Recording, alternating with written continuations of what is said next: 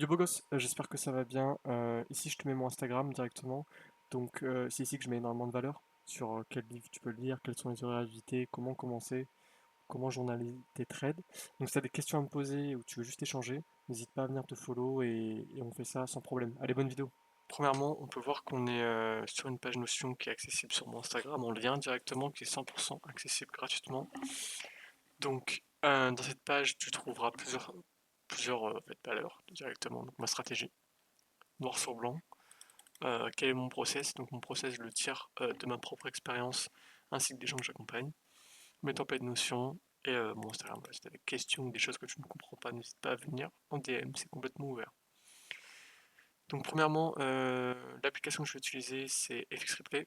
Donc tu as mon lien de parrainage, enfin, je sais même pas comment ça marche concrètement, mais tu peux cliquer dessus, ça peut être sympa pour moi et pour toi aussi, par ailleurs.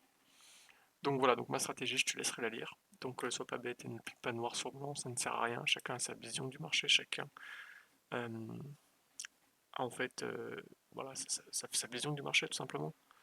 C'est-à-dire que c'est comme une peinture, tu me donnes un tableau blanc, on va pas faire la même chose tous les deux. Parce qu'on a une vision différente et on a des goûts différents. Donc je te laisserai la lire de ton côté.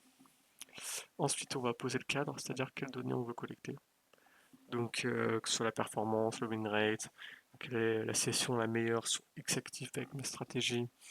Les journées, par exemple, le vendredi ou le lundi, ça peut être des journées un peu moins intéressantes parce que le vendredi, c'est les grosses news, souvent l'après-midi, et le lundi, c'est l'ouverture du marché. Donc voici, voilà. Ensuite, le R moyen, etc., etc. Donc ça, c'est toi qui vas te poser sur ta feuille et le faire par rapport à ta stratégie. Par exemple, tu testes deux patterns d'entrée, bah, il faut que tu détermines laquelle est la meilleure, etc., etc. Donc ensuite, j'ai mis mon tableau directement de ma stratégie sur FX Replay sur l'année 2024 pour EURUSD. Donc mes résultats sont déjà très bons parce que j'ai déjà filtré en amont la stratégie. Ça fait longtemps que je l'utilise, donc elle est déjà très peaufinée. Et donc je voulais peaufiner encore 2-3 choses, c'est pour ça que j'en ai profité pour faire cette page-là.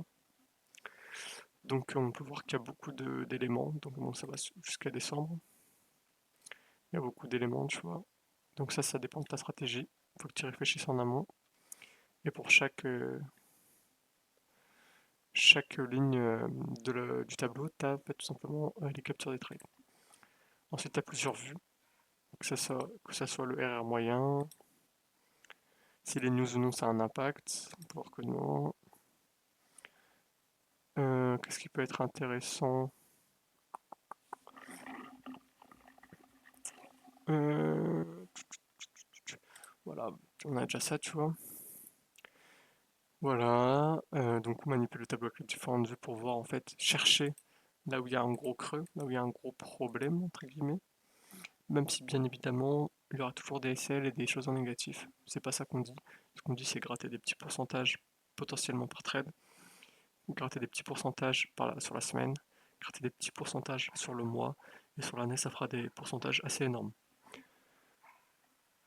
Donc voilà, donc tu peux t'amuser à tout simplement regarder de ton côté. Donc là, on découpe les data maintenant, donc on cherche le plus gros point de chute. Car si tu modifies d'abord les petits points de chute, donc ce que j'appelle point de chute, c'est là où il y a du négatif, là où il y a du mauvais plutôt. Ben en fait, tu vas modifier le reste des data. Donc tu commences par le pire cas possible, tu l'enlèves du tableau, juste pour voir. Tu regardes ce qui se passe parce que du coup les autres data aussi vont bouger. Donc c'est là où il faut que tu tires bien les conclusions.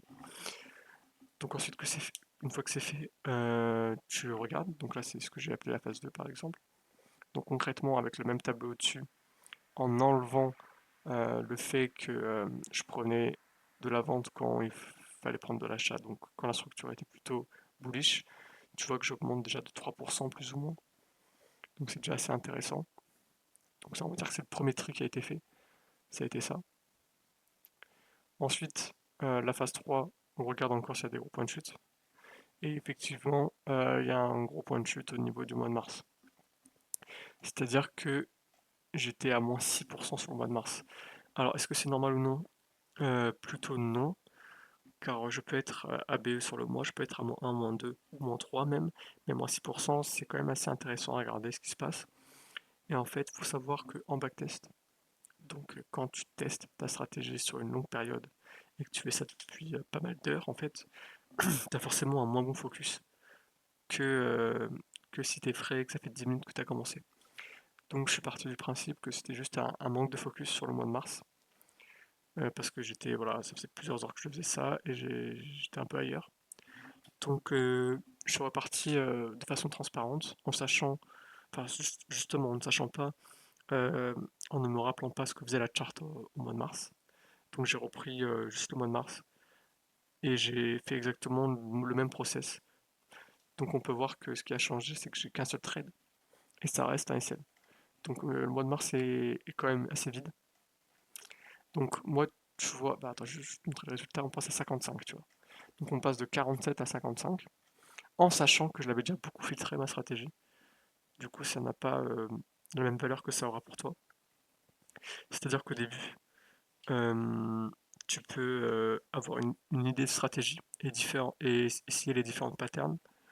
Donc je peux te montrer ça tout de suite avec une personne que j'ai accompagnée, voilà. Donc il était à moins 3% sur GU du coup, avec sa stratégie. On a déterminé que, ok, il arrivait à capter des bons momentum et qu'il pouvait aller chercher plus. Et que certaines sessions étaient mauvaises et certaines patterns étaient mauvaises. Donc on a fait le tri, il a recommencé, il a rebacktesté un an avec ce qu'on s'est dit, et boum, plus 28%, tu vois, directement.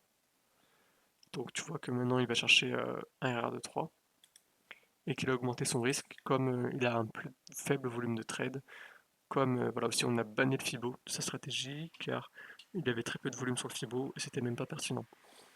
Donc moins de trade, plus de risque, forcément, et un plus gros RR. Donc forcément, on peut passer de résultats très mauvais à première vue.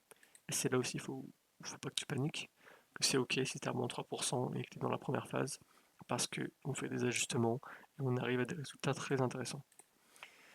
Ensuite, pareil, une autre personne que j'accompagne, il n'avait aucun journal, ni rien, ni rien. Donc on a fait sa stratégie, et directement il était à 60%, tu vois, sur 2024, donc ce qui est assez énorme. Voilà, donc moi mes trois phases, on va dire qu'elles sont assez simples parce que comme je t'ai dit, j'ai déjà travaillé pas mal dessus. Mais si toi t'es, on va dire à la phase zéro et que tu veux juste avoir une idée de stratégie, pardon, tu commences à l'écrire, comme je l'ai fait ici. Et ensuite tu vas la tester. Tu vas tester par exemple plusieurs patterns.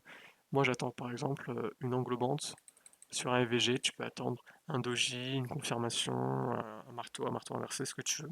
Tu testes tout, toutes les sessions, tout. Et tu vois là où ça rend bien, là où ça rend mal. Et après, voilà, tu peaufines. Enfin, c'est un peu l'image de la poupée russe. Ça commence gros et après, voilà, tu affines et tu gardes que le meilleur. Et tu essaies d'isoler un petit peu ta zone de génie. Donc voilà, donc si tu as des questions, n'hésite pas à bien DM sur Instagram. Et merci pour le visionnage, tout simplement.